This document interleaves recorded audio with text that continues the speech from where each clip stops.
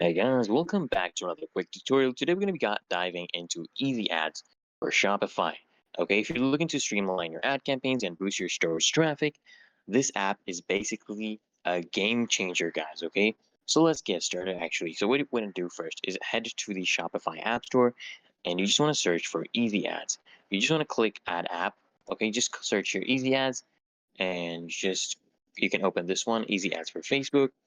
You just want to click on add app or install and just follow the prompts to install it to your store.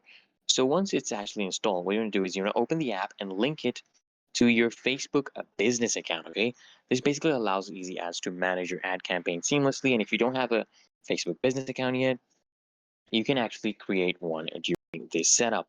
Next, guys, what's going to happen is you want to choose your campaign goal and such as increasing sales traffic or product awareness. And what's going to happen basically, guys, is easy ads will they will generate a tailored ad strategy based on your goal. Okay, you want to next select products that you actually want to promote, and the app will create engaging ad creatives for you so you can save your time and effort, right? And you just want to set your daily budgets and review the campaign details. So once you're satisfied, just launch the campaign with just one click. And basically what's going to happen is easy ads will handle all your optimization to ensure that you actually get the best results.